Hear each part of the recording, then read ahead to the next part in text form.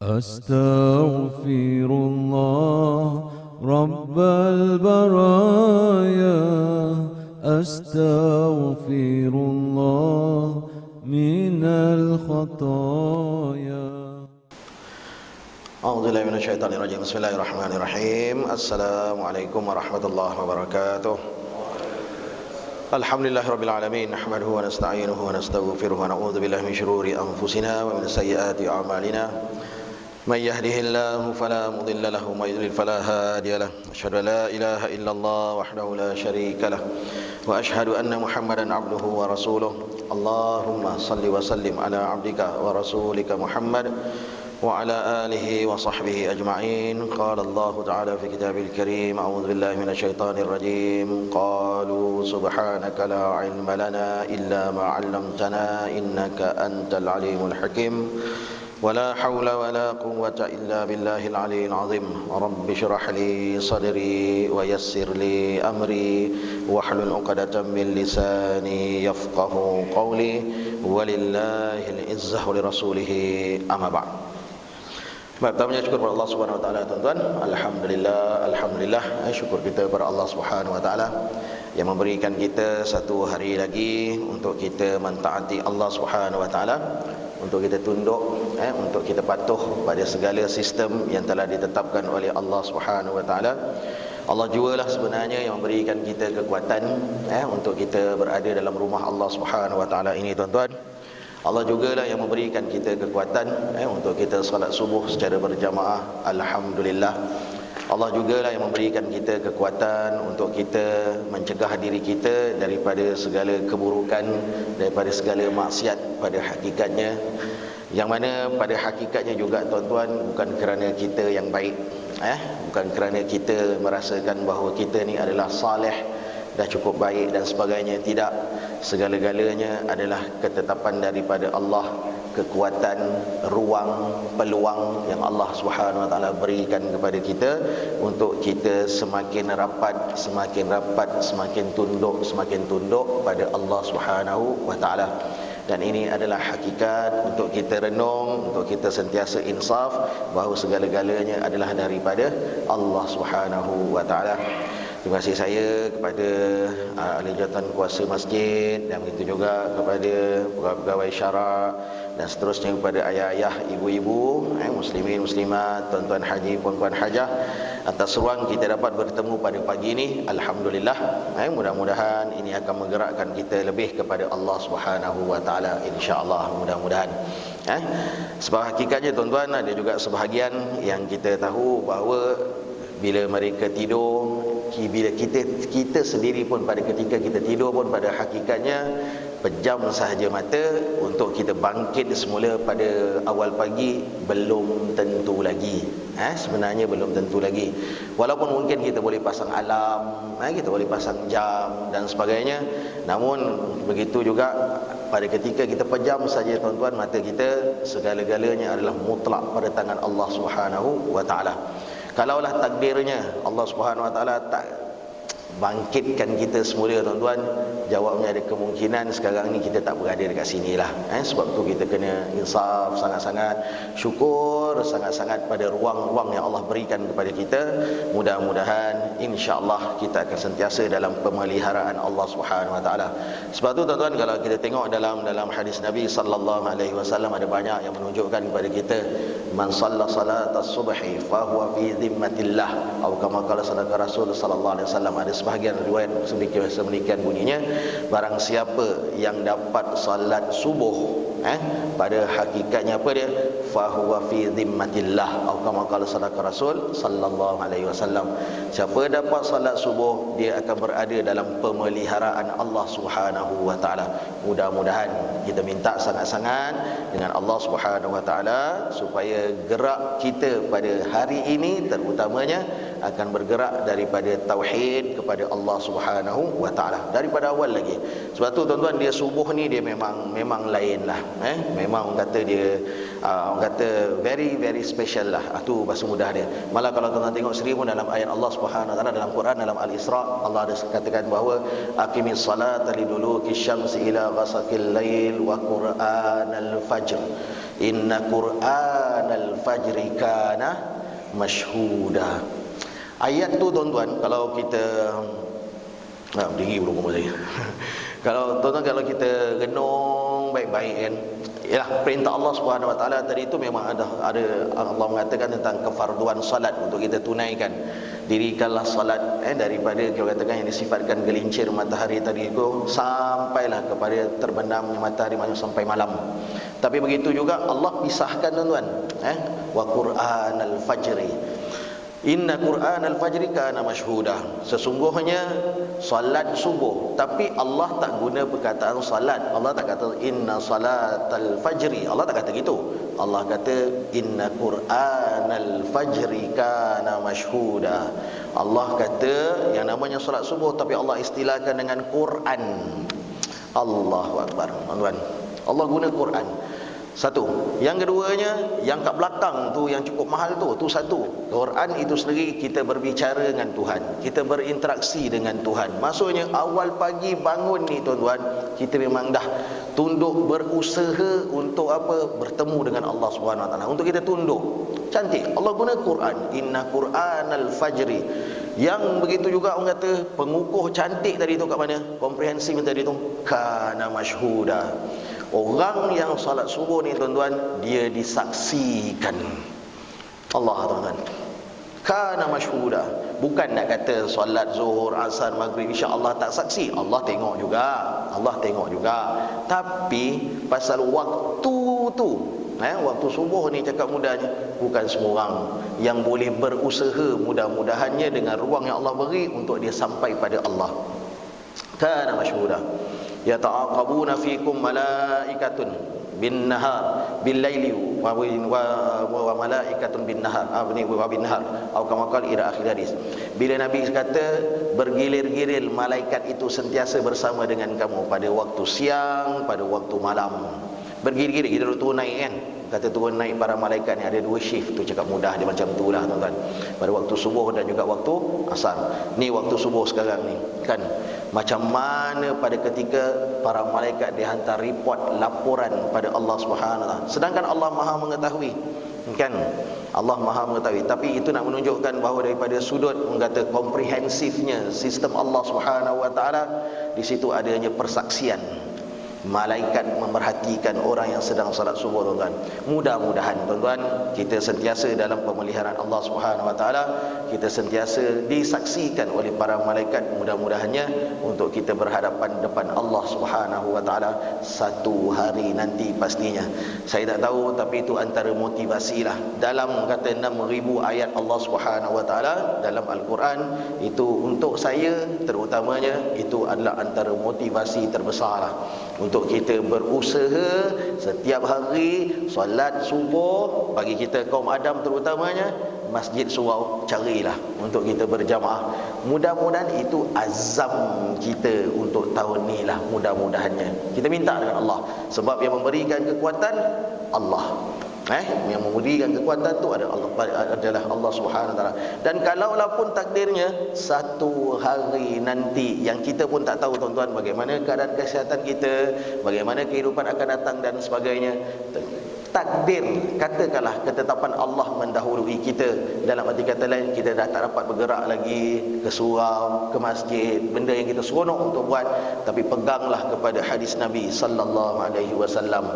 Mafhum takribi, pada ketika kita dah seronok dengan satu-satu perkara, kita dah seronok buat, yang mana pada waktu itu sentiasa diberikan ganjaran, tiba-tiba tertahan. Ya, kita dah tak boleh datang lagi, mungkin masalah kesihatan dan sebagainya. Kita ada rasa hamun ni dalam bahasa Arab maksudnya ialah kita ada rasa galat dengan benda tu. Benda tu dia mencengkam jiwa manusia. Aku nak subuh, selama ni aku dapat pergi salat, orang kata berjemaah masjid surau, tapi tertahan. Ialah mungkin masalah kesihatan dan sebagainya, kita tertahan dekat rumah. Kerana tertahan itulah dan kerana rasa ham yang mencengkam jiwa tadi itu tuan-tuan, maka walaupun di rumah, pahala seperti mana dahulunya kita di surau dan masjid secara berjamaah subuh tetap mengalir untuk kita, provided dengan syarat sebelumnya tadi itu memang itu adalah rutin kita. Mudah-mudahan pahala itu tetap akan berjalan. pegang pada kata Nabi sallallahu alaihi wasallam. Sebab tu kita minta daripada sekarang supaya kekuatan tu Allah beri dekat kita, supaya kita boleh sentiasa istiqamah dengan perkara tersebut. Bukan kerana kita baik, tak. Yang itu kita kena pegang sangat-sangat, sebab kita khawatir seperti mana orang kata Ibn Athaillah As-Sakandari dalam kitab Hikam, kita takut ada rasa orang kata macam kita lah sebenarnya orang kata yang bagus, kita lah yang baik, sedang hakikatnya kita tertipu pada ketika itu. Hakikatnya sebenarnya semua ni adalah datang daripada Allah Subhanahu wa taala. Kita boleh buat baik, kita boleh tunduk, kita baca Quran, ruang peluang yang Allah berikan kepada kita dan kita berusaha. Tuan-tuan, dia dalam agama ni tuan-tuan, dalam agama ni dia cantik tuan-tuan. Dia ada pertamanya yang dinamakan sebagai tarbiyah. Dalam agama ni ada dinamakan sebagai tarbiyah. Tarbiyah ni secara mudahnya maksudnya ialah satu orang kata proses pendidikan. Antaranya apa dia? Maksudnya contoh, kalau katakan daripada seorang guru kepada anak murid, dia bagi tahu awak kena buat macam ni, dia nasihat macam ni dan sebagainya. Nasihat, maklumat, ilmu diberikan. Kalau dalam konteks surau masjid, mungkin ada asatizah, ustaz-ustaz kita, penceramah-penceramah yang kita jemput ke dan sebagainya. Kita tengok dekat YouTube mungkin ke dan sebagainya. Bila kita tengok tadi tu mungkin ada maklumat yang kita dapat. Baik, kalau katakanlah dengan doktor, macam tu juga. Doktor tu ada tarbiyah, dia bagi kerangka supaya apa? Kita hidup dalam keadaan sihat dan sebagainya. Tarbiyah ni maksudnya proses untuk mendidik, proses untuk membentuk. Dia letakkan dasar, dia letakkan kerangka dan sebagainya. Itu namanya tarbiyah. Baik, macam kita sendiri pun, ibu ayah kepada anak-anak, ni boleh buat, ni tak boleh buat dan sebagainya. Itu tarbiyah. Tetapi tarbiyah semata-mata tuan-tuan, dia tak cukup. Dalam agama ni dia mesti ada mujahadah.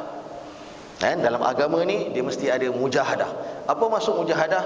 Kesungguhan untuk melakukan apa yang kita dah tahu. Tu semudah ni. Tahu sahaja dia tak cukup. Tahu aja benda ni bagus, benda ni bagus, benda ni bagus, tapi tak ada kesungguhan untuk melakukan, dia tetap out. Dia jam kat situ. Dia takkan berubah.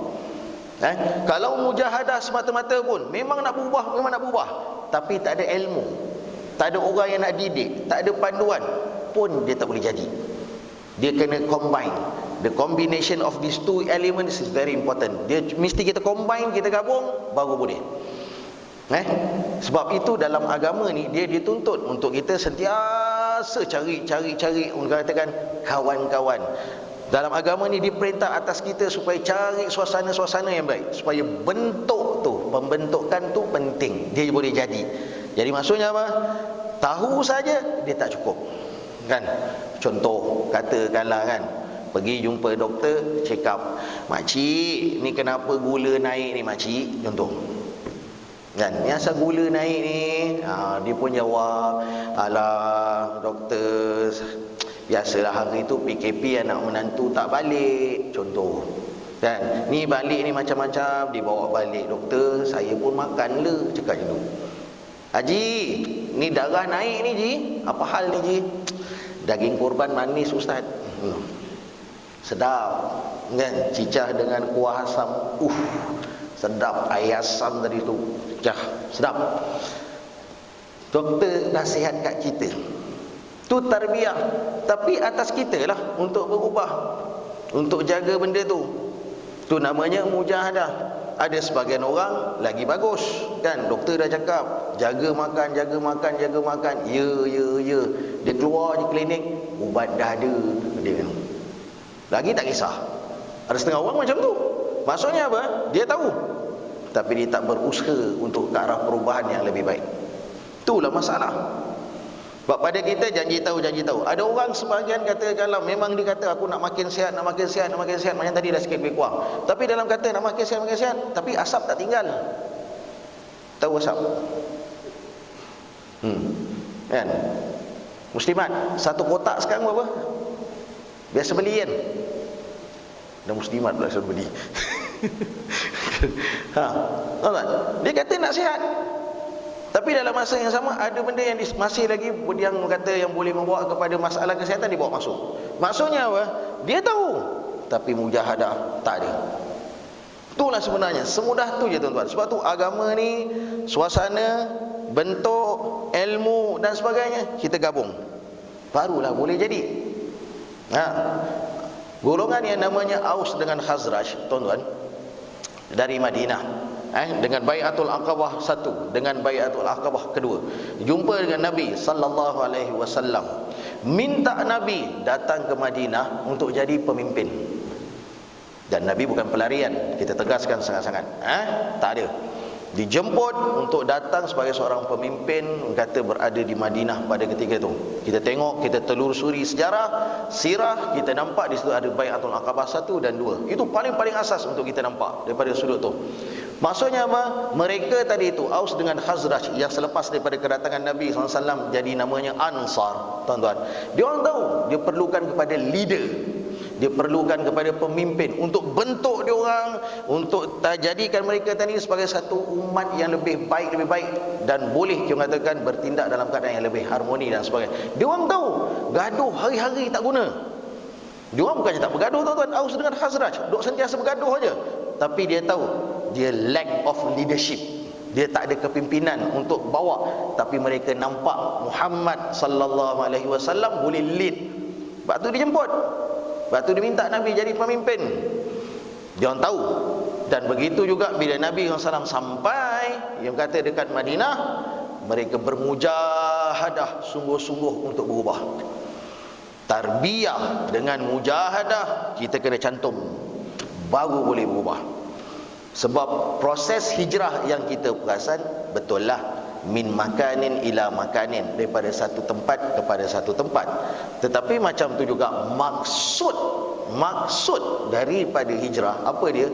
Berubah. Berubah tu kena buat, tuan-tuan. Dalam hidup ni ada beberapa perkara yang kita kena faham, dengan tegas untuk diri saya yang bercakap lah. Dia ada benda yang kita sifatkan sebagai perubahan yang kita tidak ada pilihan. Ada perubahan yang mana kita memang tak ada pilihan langsung. Whether we like it or not, we have to change. Kita kena berubah. Kena berubah. Contoh, kita daripada kecil sampailah sekarang ni, tuan-tuan, kita ditolak oleh Allah atas nama umur. Suka tak suka. Dulu cute, kecil, baby, comel. Sekarang ni ditolak oleh Allah. Sekarang comel lagi tak? Comel lagi tak sekarang ni? Ada lagi naik. Comel. Kita comel pada pasangan kita lah kan? Betul tak? Kan? Kalau suami tu dia masih lagi comel pada isteri dia masih comel pada dia kan? Dia pun masih lagi cute dan sebagainya untuk anak-anak, untuk cucu dia pun. Kan? Kita ditolak oleh umur. Bermaksud dengan Allah ubah kita dalam hidup, Allah tolak dengan umur. Dengan umurnya yang 30, 40, makin meningkat 50, 60, 70 dan sebagainya. Takkan perangai 50 sama dengan perangai 20? Doesn't make sense. Tak masuk akal. Dia suka tak suka, dia kena berubah. Kan? Cara penampilan dia, cara dia bercakap, cara dia berfikir lebih matang dan sebagainya. Sebab dia ditolak oleh Allah atas nama umur. Suka tak suka, kena. Kita seronok dengan tahajud, kita seronok dengan namanya apa, Quran pada waktu malam dan sebagainya. Kita seronok suasana malam, tenang dan sebagainya. Tapi kita tak ada pilihan. Tak ada pilihan. Sebab apa? Di hujung malam timbulnya siang. Kita tak ada pilihan. Allah tolak kita. Jadi kita kena berubah. Ada ibadat yang berbentuk persendirian, yang kita sifatkan infiradiyah antara kita dengan Allah Subhanahu Wa Taala.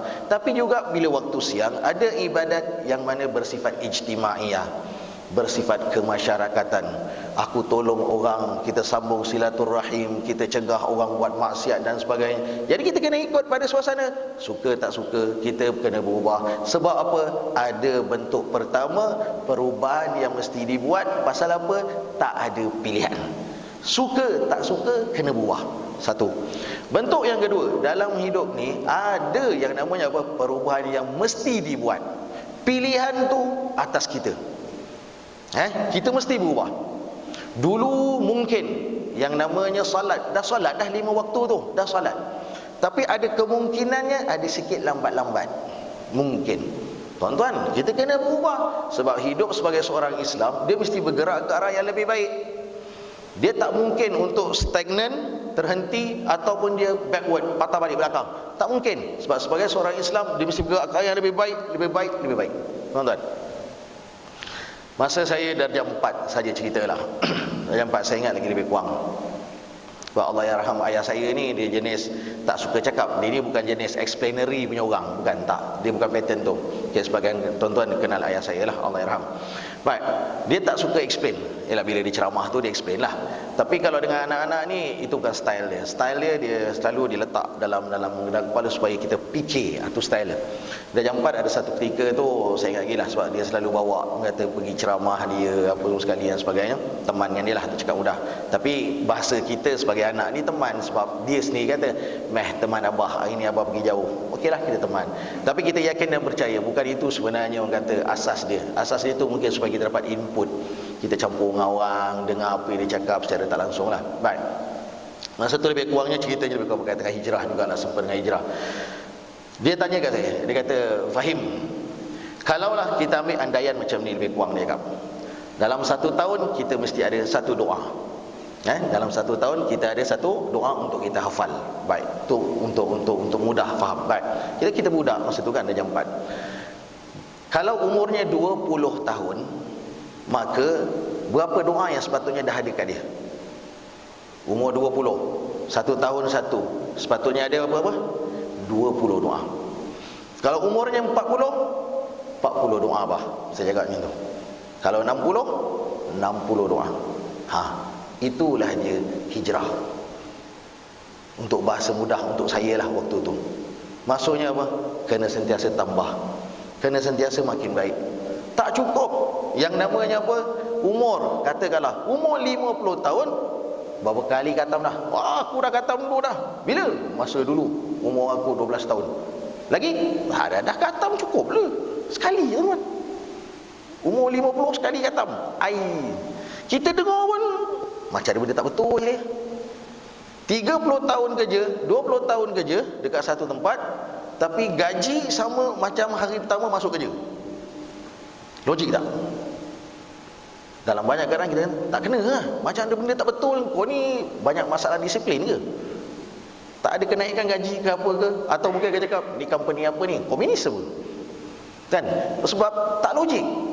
Dengan pertambahan yang namanya umur, dengan pertambahan namanya zaman, masa, sekali tiba-tiba stagnan.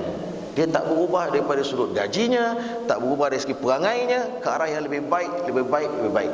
Sebab hijrah maksudnya apa dia? Perubahan. Suka tak suka memang kita kena pilih untuk berubah ke arah yang lebih baik. Itulah maksud hijrah, teman. Waktu Nabi SAW dia ajar dekat kita, dia sebut dalam satu hadis Nabi SAW, Nabi sebut, "Al-muhajiru man hajara ma nahallahu anhu," atau kama qala sallallahu alaihi wasallam, dengan sanad-sanad yang lain dan sebagainya, dengan jaluran riwayat ini. Nabi kata, orang yang berhijrah tu sebenarnya apa dia? Orang yang berubah daripada sesuatu yang Allah larang dari atas dirinya kepada sesuatu yang lebih baik, daripada perkara yang buruk kepada yang lebih baik, lebih baik, lebih baik. Itulah sebenarnya hijrah. Sebab tu tuan-tuan, saya yakin dan percaya, tahniah pada sebahagian daripada tuan-tuan yang saya cukup yakin semalam dah start puasa. Dan ada sebahagian daripada tuan-tuan kan untuk Yaumut Tasu'ah, kan ada sebahagian semalam dah puasa daripada 9 Muharram. Hari ini kebetulannya adalah 10 Muharram. Tuan-tuan, ni kalau mungkin ada yang terlupa ke apa ke, agak-agak kalau tadi daripada bangun tadi sampai sekarang belum ada perkara yang membatalkan puasa, masuk je lah niat tu sekarang. Tu sudah je lah. Cuba fikir balik, ada tak tadi? Kan boleh tak masalah, sebab puasa sunat boleh untuk puasa putus sekarang. Tuan-tuan, sebab tu tuan-tuan kita kena pilih. Sebab tu kalau kita kena kalau kita perhatikan tuan-tuan, Yaum Ashura tadi tu berkaitan dengan hari Ashura ni, 10 Muharram ni. Ya, nama pun Muharram, kita selalu kata mahal hijrah dan sebagainya lah. Tak apalah kalau untuk kita perhatikan daripada sudut orang kata sempena Muharram lagi dan sebagainya, tak ada masalah. Begitu juga dengan 10 Muharram yang kita nampak sekarang ni. Kita tahu, sebab tu tuan-tuan, kalau kita telusuri satu bab, sebab tu dia penting daripada sudut nilai sejarah. Sejarah tu cukup penting. Dan sejarah ni sebenarnya boleh jadi banyak nama. Kita sendiri pun yang nak berubah pun sebenarnya. Contoh, katakanlah aku tahun ni aku azam untuk aku baca Quran. Tiap-tiap hari aku nak baca Quran. Lepas subuh aku nak baca Quran. Katakanlah tu azam dia. Kenapa dia berazam macam tu? Sebab sejarahnya, belakangnya, tahun lepasnya, Quran mungkin jarang-jarang, tak sampai pun setiap hari untuk dia pegang, untuk dia perhati. Berdasarkan kepada sejarah itulah barulah datang azam tu. Itulah namanya sejarah. Tapi untuk namanya sejarah tadi itu, dia kena muhasabah, barulah dia boleh nampak, untuk dia lebih berubah. Waktu tuan-tuan, Nabi SAW sendiri pun kita tahu daripada sudut sejarah, kata 10 Muharram tadi ni, kita tahu bahawa kalau ikut pada catatan dalam hadis Nabi SAW, riwayat daripada Bukhari dan sebagainya, kita nampak bahawa bila Nabi SAW sampai dekat Madinah tadi itu, memang kata orang Yahudi pada ketika 10 Muharram tadi macam satu perayaan. Seronok sangat diorang. Peringkat awal Nabi SAW tak tahu, tapi pada ketika ditanya, dah dapat maklumat dah. Rupanya berkaitan dengan orang Yahudi, seolah-olahnya merayakan kejayaan Nabi Musa alaihissalam daripada Fir'aun laknatullah dan juga para tentera dia. Nabi kata, ana ahaqqu ala Musa, aku lebih berhak daripada Nabi Musa alaihissalam. Yalah, final prophet kan. Jadi Nabi SAW override. Nabi SAW dia override kata tersebut. Tapi macam tu juga selepas daripada diwajibkan Ramadan, thumma fturida Ramadan, bila Ramadan tadi tu dah difardukan, dah diturunkan kepada umat Islam wajib untuk berpuasa Ramadan, maka hari Ashura tadi itu siapa nak puasa, puasa, tak nak tak ada masalah. Dalam riwayat Aisyah radhiyallahu anha kata, faman syaa, siapa nak boleh puasa, siapa yang tak nak boleh tinggal, tak ada masalah apapun. Maksudnya asalnya tadi itu diperintahkan oleh Nabi SAW untuk berpuasa, tapi bila sampai Ramadan dah wajib, pilihan. Baik, dan ada sebahagian masih lagi yang kata meneruskan dengan 10 Muharram. Cuma kalau kita perhati baik-baik tuan-tuan, kalau kita perhati baik-baik dalam hadis Nabi SAW tadi itu, bila Nabi SAW ada mengatakan bahawa sumut tasi' wal ashir wa khaliful yahud, atau kama qala Rasulullah SAW, Nabi kata puasalah kamu 9 Muharram dan puasalah kamu 10 Muharram. Kita nampak itu satu perintah, satu sudut. Tetapi macam tu juga dia punya, orang kata, objektif utamanya apa dia? Supaya kita berselisih, tidak ada persamaan, tak ada kaitan pun dengan yang namanya mereka yang bukan seagama dengan kita. Terutamanya puak-puak tu lah. Betul, Nabi SAW mengistilahkan wa khaliful yahud, atau kama qala Rasulullah, berselisih, berbezalah kamu daripada orang-orang Yahudi. Tapi kita juga ada kaedah tuan-tuan dalam agama kita. Apa dia? Al-ibratu lil ma'ani wala lil alfaz. Satu-satu ibrah, satu-satu statement tu yang kita tengok bukan semata-mata kepada lafaz, tapi kita tengok kepada makna, maksud yang nak disampaikan oleh Nabi SAW. Sebab Nabi juga kalau kita tengok dalam hadis lain, ada qarinah, ada link. Maksudnya yang menunjukkan bahawa Nabi ada maksudkan supaya bukan semata-mata Yahudi, tapi jauh lebih daripada itu, yang tidak seagama dengan kita, dan tidak seakidah dengan kita. Sebab Nabi ada sebut antaranya, man tashabbaha min qaumin fahuwa minhum, atau kama qala Rasulullah, siapa yang lebih kurang sama aja menyerupai dengan mereka yang bukan seagama, seakidah dengan kita, dia pun sama macam dia. Jadi sebab tu Nabi SAW kata, dalam konteks orang kata 10 Muharram, sebab tu Nabi perintah kepada kita, Nabi minta kepada kita puasa 9 dan 10. Dalam hadis yang lain ada Nabi katakan juga bahawa kalau tak dapat 9, 10, maka kita pergi pada 10 dan 11 yaum ba'dahu. Ada riwayat al-Qamakal, ada menunjukkan bahawa puasa selepas, maksudnya 10 dan 11. Maksudnya kalau macam kita hari ini tuan-tuan, kalau dapat kata semalam dengan hari ini, alhamdulillah. Pada siapa yang nak sambung start daripada semalam, start dengan hari ini, alhamdulillah 9 dan 10. Tapi katakanlah semalam mungkin terlepas ke, overlook ke, terlupa dan sebagainya, hari ini ada ruang, dan kalau dapat besok tambah, tambah kat situ, jadikan dia 2 kalau boleh dapatlah. Tapi kalau persoalannya salah ke kalau satu hari je Ustaz, tidak menjadi kesalahan. Kalau kata hari ini sajalah 10 Muharram, sebab mudah-mudahannya daripada hadis Nabi sallallahu alaihi wasallam, antara fadilat diberikan oleh Allah Subhanahu wa taala ayyukaffiras sanah, Allah akan ampunkan, kita katakan, satu dosa kita 1 tahun al-madiyah yang sebelum ni. Jadi maksudnya mudah-mudahan kita akan dapat mata perkara tersebut. Tapi tuan-tuan, itu daripada sudut keistimewaan, fadilat dan sebagainya. Itu hak Allah Subhanahu Wa Taala. Yang penting kita mujahadah, sungguh-sungguh untuk kita buat. Kita memang kena berubah tuan-tuan sebenarnya. Kita kena berubah. Dia tuan-tuan, wallahu alam lah, secara tak langsung. Sebab tu dia dalam hidup ni kita kena cari sesuatu yang boleh kita sifatkan, boleh membentuk kita, kawan-kawan, suasana dan sebagainya. Sebab hakikatnya tuan-tuan, kita kena bawa diri kita ke arah lebih pada Allah Subhanahu Wa Taala, daripada yang bersifat man-centered kepada God-centered. Ni kalau dalam bahasa Inggeris lah, dikatakan daripada berpaksikan kepada manusia kepada yang berpaksikan kepada Allah, kan? Panglima Rabi' bin Amir, saya rasa tuan-tuan selalu ini. Kita pun kebetulannya hari ni Sabtu kan? Lusa kan? Lusa kita ada hari kemerdekaan kita, hari kebangsaan kita tuan-tuan. Kan kita selalu cakap kita nak merdeka daripada orang kata sebarang imperialism ataupun penjajahan dan sebagainya. Alhamdulillah, syukur pada Allah Subhanahu Wa Taala. Penjajahan fizikal tak ada lagi dah.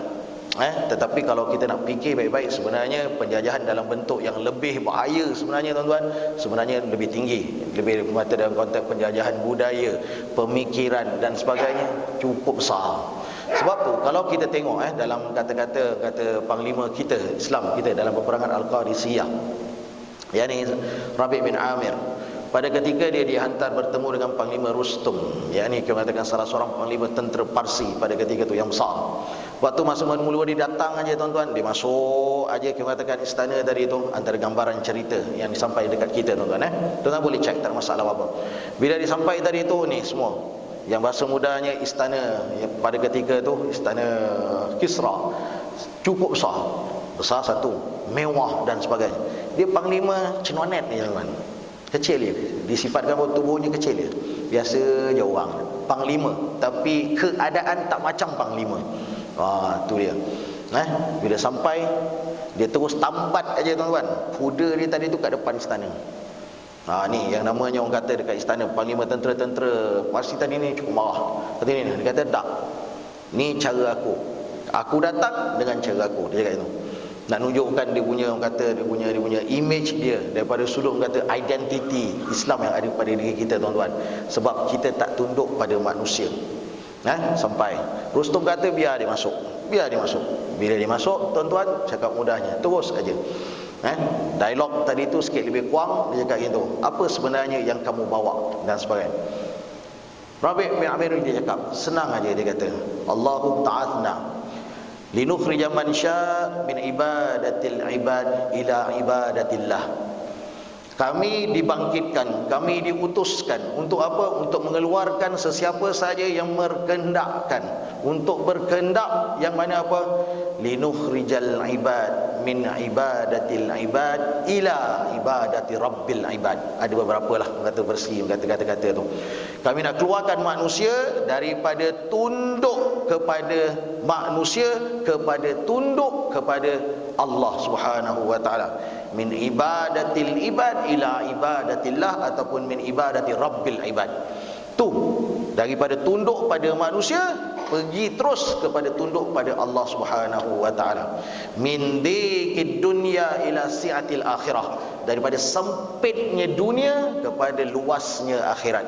Wa min jawril adyan ila adlil Islam.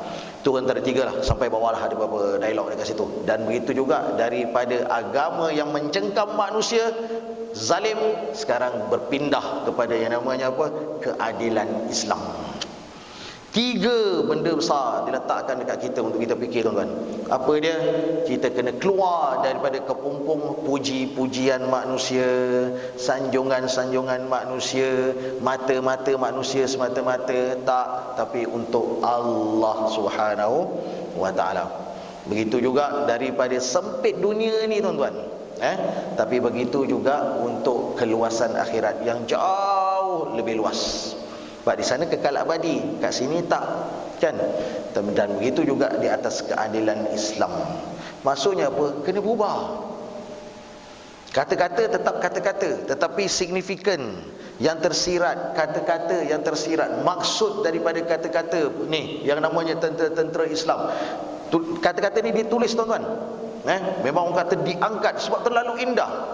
Terlalu indah untuk orang kata untuk kita telusuri, untuk kita bawa faham dalam diri kita. Memang kena berubah. Kita muslimat, kita sayang pada suami kerana apa? Adakah kerana dia suami kita? Bukan. Kita sayang suami tadi itu kerana dia mentaati Allah. Allah datangkan dia untuk kita, maka aku taati engkau kerana Allah. Aku kasih engkau kerana engkau kasihkan pada Allah. Baru tu cara betul kita, tuan-tuan. Kita sayang pada anak-anak kita bukan pasal dia anak-anak kita. Tak, kita sayang dia pasal Allah perintahkan kita untuk dia juga tunduk pada Allah.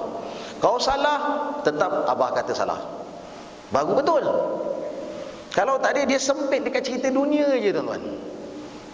Itu perbezaan dia. Kita sayang seseorang kerana Allah, atau kita sayang dia memang kerana dia. Jauh beza. Tu man-centered.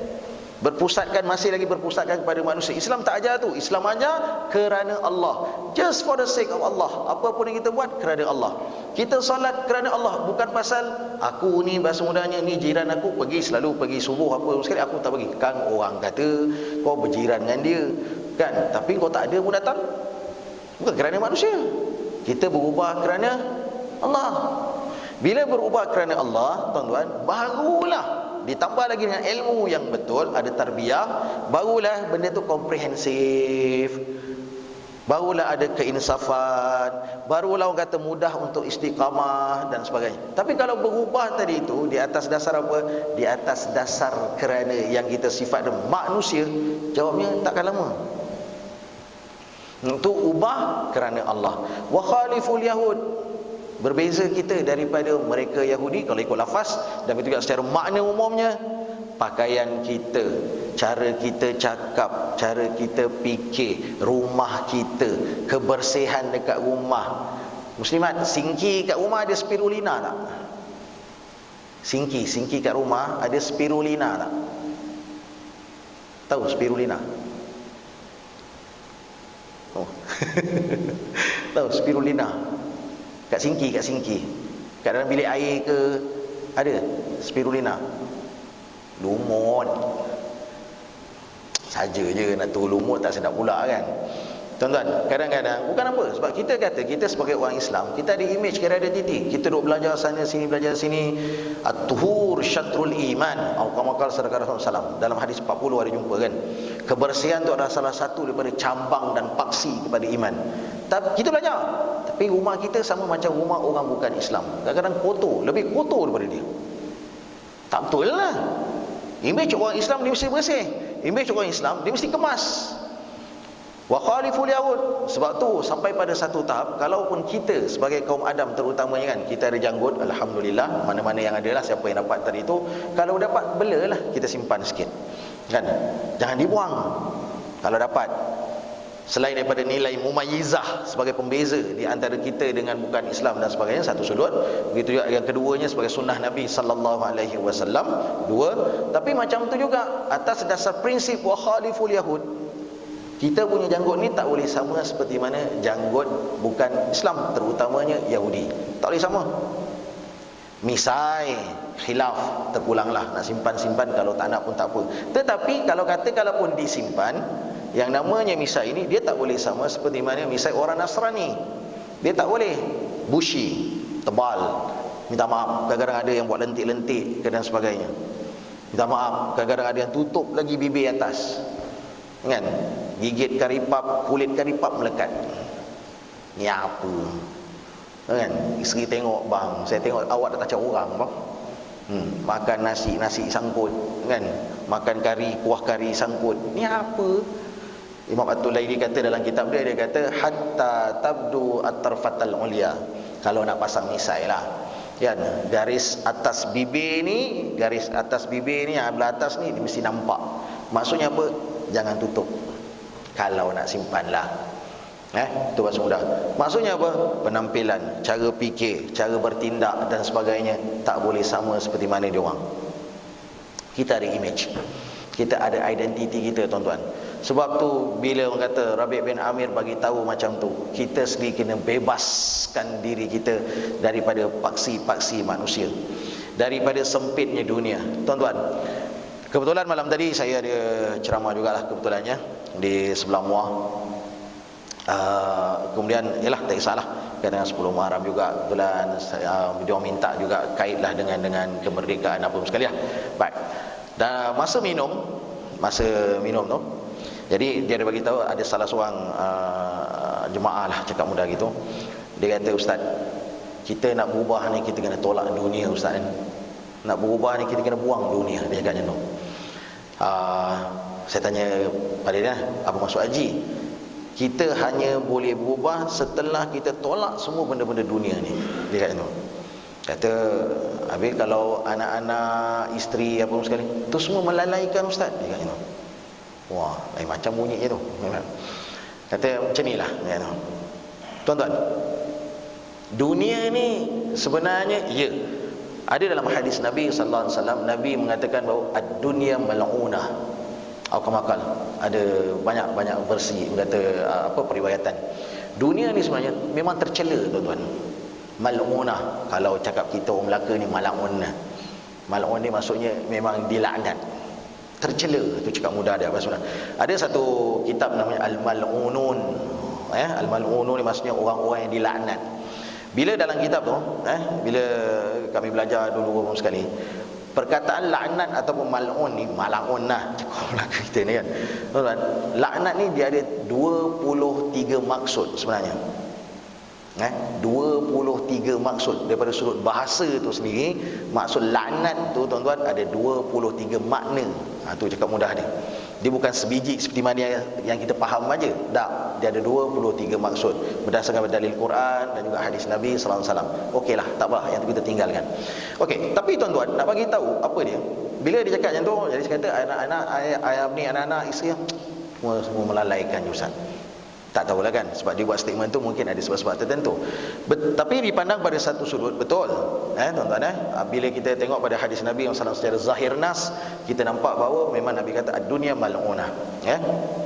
Baik, malah apa saja yang ada kat dalam tu pun sama juga. Illa bi dzikrillah. Siapa yang kata ingat Allah, dia selamat. Tetapi tuan-tuan, kita kena faham juga baik-baik. Faham baik-baik. Fahamkan saya betul-betul. Apa dia?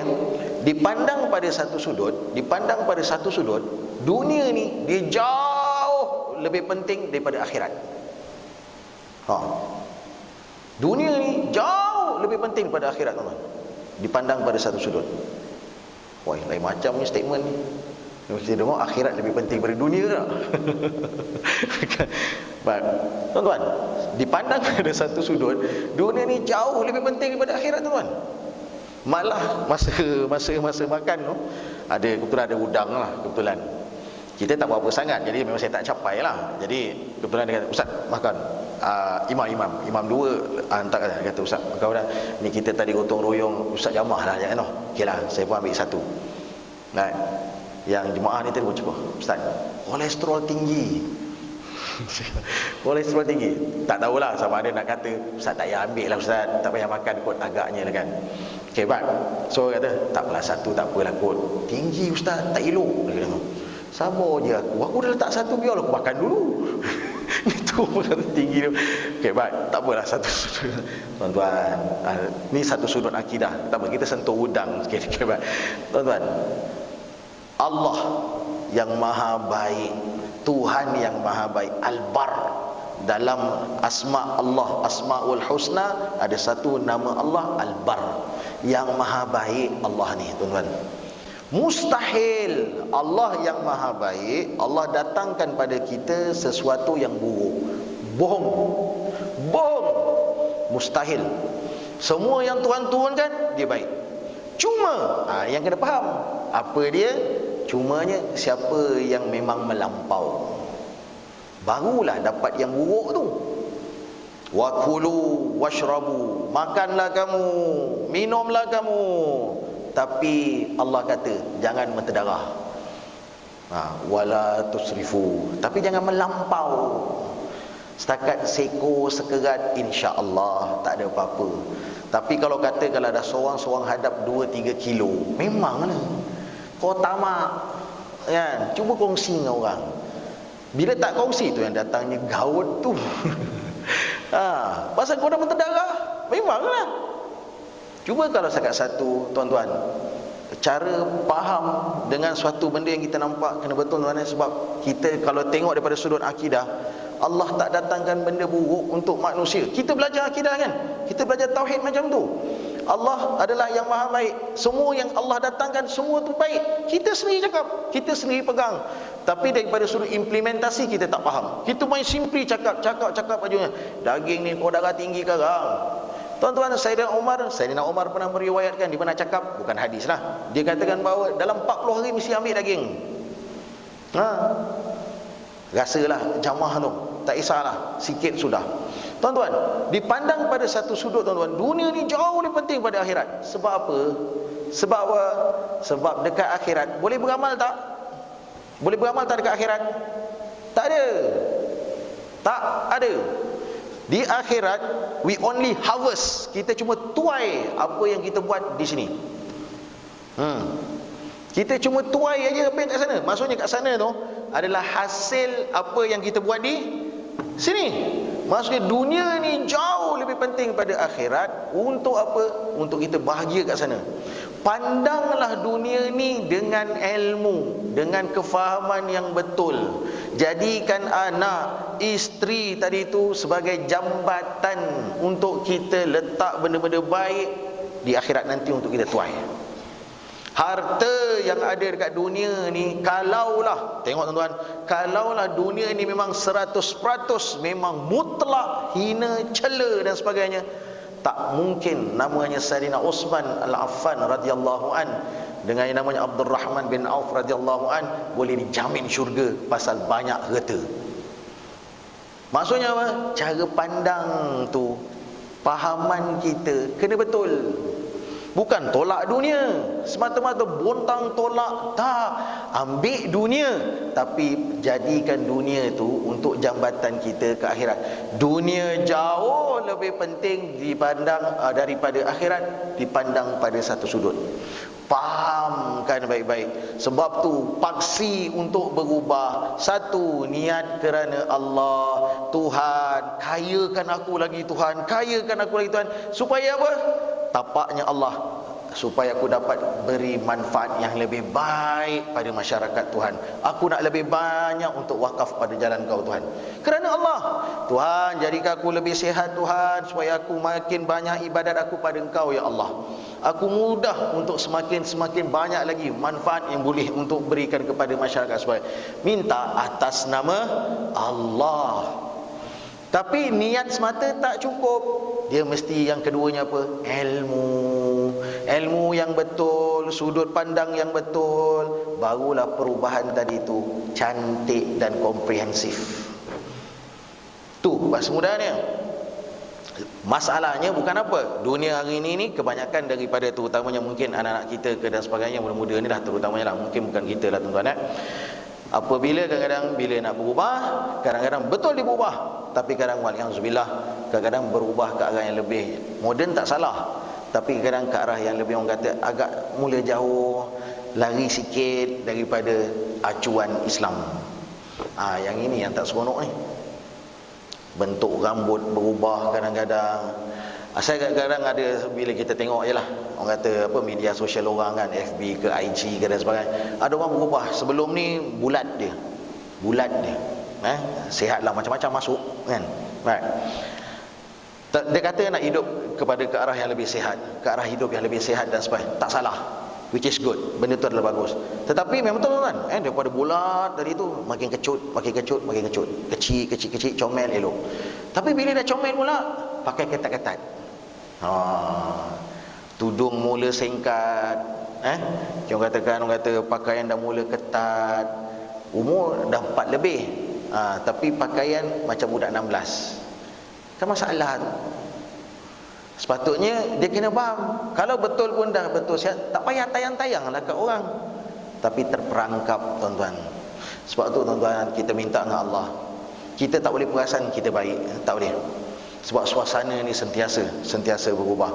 Bukankah hadis Nabi SAW ada menyebutkan bahawa Mafhum takribi. Ada sebahagian hidupnya tadi itu di dunia, awal hidupnya seperti mana yang kata la ya'malu bi amali ahli jannah. Dia hidup tadi itu tuan-tuan seperti mana orang kata amalan ahli syurga. Tapi macam tu juga di hujung ceritanya, tapi dengan ketetapan yang berlaku daripada Allah Subhanahu wa taala, dia berubah. Sejengkal lagi tuan-tuan masuk syurga, dia berubah, dia beramal dengan amalan ahli neraka dan dia masuk dalam neraka Allah. Allahu akbar, nauzubillah. Kita tak nak takut tuan-tuan. Sebab tu tak boleh perasan kita bagus, tak boleh. Tak boleh.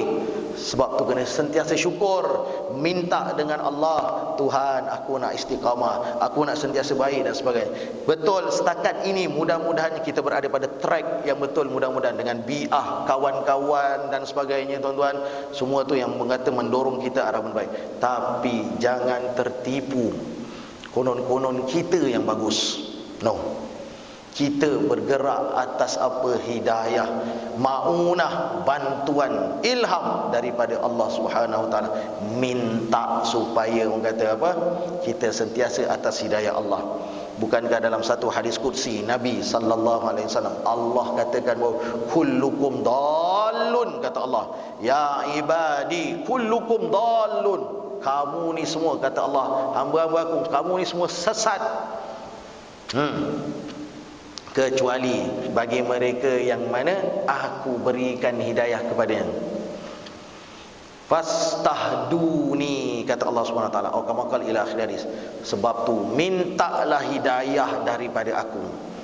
Sebab panduan daripada Allah. Kita kalau tak ada hidayah, tak ada petunjuk pada Allah, kita akan sentiasa sesat tuan-tuan. Allah perintah dekat kita minta hidayah. Betul, kita baca paling kurang 17 kali dalam suratul Fatihah dalam waktu kita salat, ihdinas siratal mustaqim. Tapi macam tu juga doa saja tanpa mujahadah untuk berubah, dia tak jadi. Bab tu kena minta dan bersentiasa berusaha untuk kita berubah. Sebab tu tuan-tuan, bila Rabi' bin Amir cakap tadi itu, kita kena keluar tuan-tuan daripada yang namanya kesempitan dunia. Ilmu yang mungkin kita dapat pun dalam faham-faham sebenarnya tak berapa tapaknya betul. Sebab tu kita perlukan pada kawan-kawan yang betul, pada suasana yang betul untuk ubah kita. Untuk supaya kita sentiasa berubah, kita sentiasa berada pada track yang betul. Mudah-mudahan dengan adanya tahun ni, mudah-mudahannya yang kebetulannya dengan adanya Yaum Ashura kita, satu, untuk kita letak tapak dalam hidup, kita kena bebaskan diri kita daripada yang namanya apa? Cengkaman-cengkaman dunia yang tak betul ni, yang tak betul yang mana yang memang dicelakakan, yang sememangnya tidak digemari oleh Nabi, Allah juga dan sebagainya, yang itu kita lepaskan. Kita pandang dengan cara yang baik. Yang Nabi cela tuan-tuan dunia ni apa dia? Pada ketika kita keterlaluan mengambil dunia. Yang keterlaluan tu yang salah. Tapi kalau ambil dunia atas apa yang diperlukan, sebab Allah sendiri katakan, wabtaghi fima ataqallahu ad-daral akhirah wala tansa nasibaka minad dunya. Kamu, Allah kata, wabtaghi fima ataqallahu ad-daral akhirah, kamu cari sungguh-sungguh benda yang berkaitan untuk akhirat. Tapi macam juga wala tansa, jangan lupa bahagian kamu dalam dunia ni. Ambil sekadar perlu, ambil atas dasar survival, tapi jangan melampau. Sebab bila melampau tuan-tuan akan ada masalah. Tuan-tuan, dunia jauh lebih penting daripada akhirat dipandang pada satu sudut. Sebab dah sampai kat sana tak boleh buat apa-apa. Apa yang kita buat di sini sebenarnya itulah yang memberikan kesan di sana, baik yang baik ataupun yang buruk. Sebab tu sini asas, ni asas, sini tempat pilihan dia. Nak baik, inilah tempatnya. Nak sana, nak bahagia, sinilah tempatnya. Buatlah betul-betul. Kalau kita kata nak baik di sana, tapi kat sini tak berapa sangat, hablum minan nas pun out. Dengan ipar duai, gaduh. Dengan adik-beradik, gaduh. Dengan jiran, gaduh. Dia je betul. Masalah tu. Kita tak mungkin masuk syurga semata-mata dengan hablum minallah. Salat 5 dah sempurna, puasa dah cantik, zakat bayar, haji dah pergi 5-6 kali, tapi dengan jiran gaduh, hablum minan nas out. Tak mungkin masuk syurga. Sebab kita ada dua tali. Hablum minallah dan juga hablum minannas. Kita kena genong. Ada orang ni aku tak terima, orang ni aku tak. Yang ini okey. Kadang-kadang kita pilih-pilih. Kan kita pilih ikut warna kadang-kadang. Faham sendiri tu. Kan? Sedangkan kita kata dalam agama kita kena terima, seagama, seakidah kita terima. Tapi kita tak masuk juga. Sebab tu ilmu dan kefahaman penting. Atas nama Allah untuk berubah, tuan-tuan. Ada menantu, yang ni aku terima, yang ni aku kurang sikit. Dah terkurang menantu, jawabnya besan dengan besan tu dah kurang sikit lah. Acam. Tak cantik ya. Sebab tu pandang balik, saya tegaskan pada diri saya yang bercakap, terutamanya tuan-tuan, dengan rendah hati pada tuan-tuan. Kita genong. Kita bukan berubah sekadar ritual, tak. Bukan sekadar atas dasar ibadat-ibadat sunat untuk kita tambah semata-mata, tidak.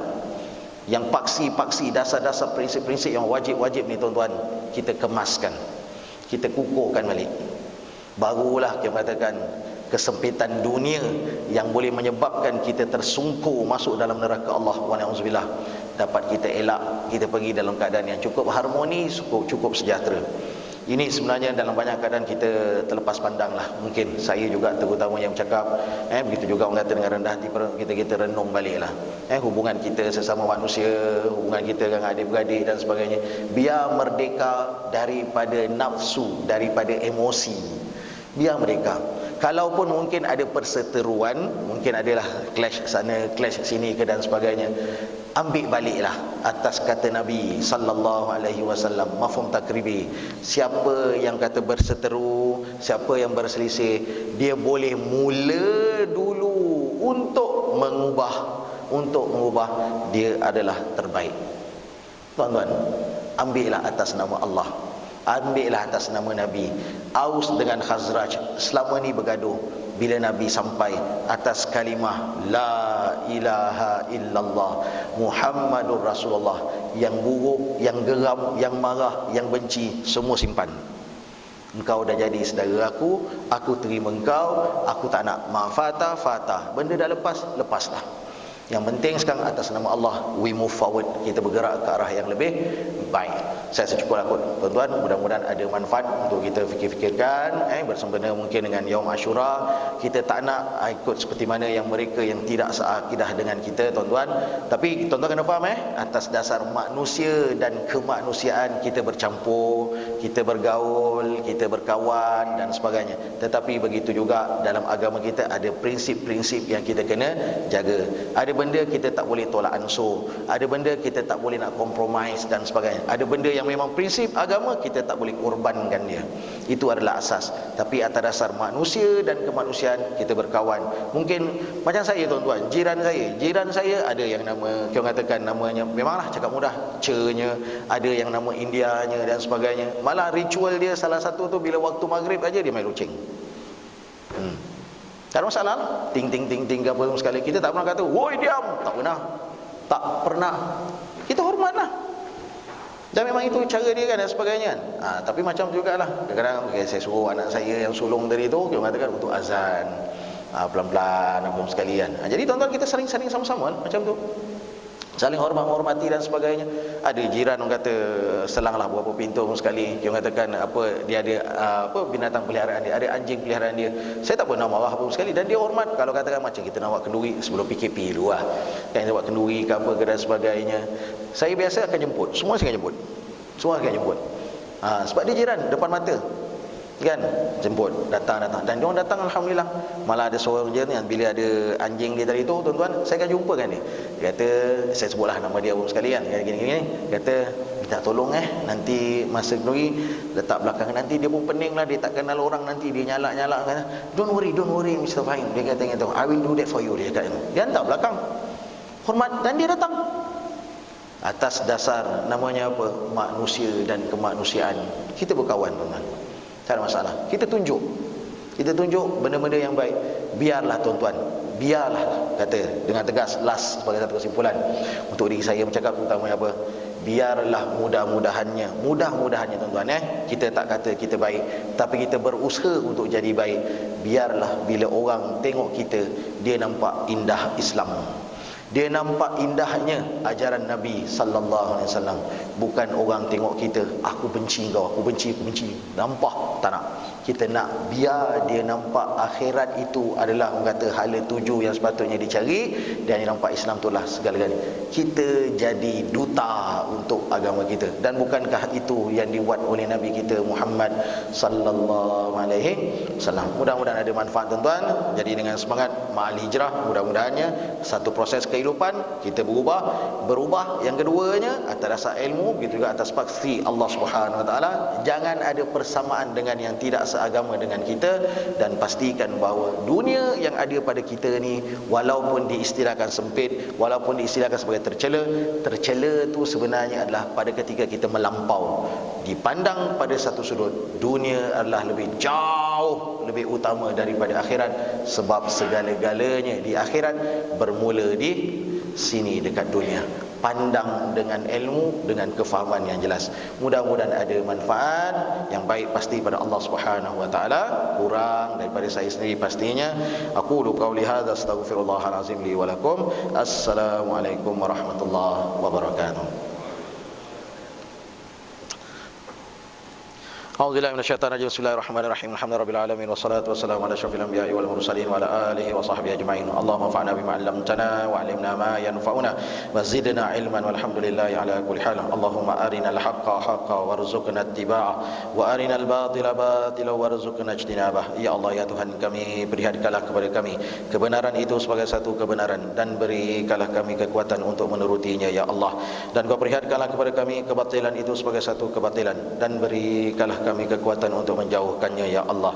Allahumma akrimna bil fahmi wal hifzi wa qada'il hawaij dunya wal akhirah, innaka ala kulli syai'in qadir. Allahumma inna nas'aluka al afiyah fid din wad dunya wal akhirah. Allahumma rabbana atina fid dunya hasanah wa fil akhirati hasanah wa qina adzaban nar. Rabbana kashif 'anna al azab inna mu'minun.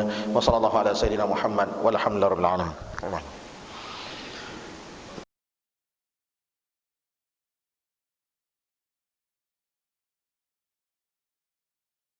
أستغفر الله رب البرايا أستغفر الله من الخطايا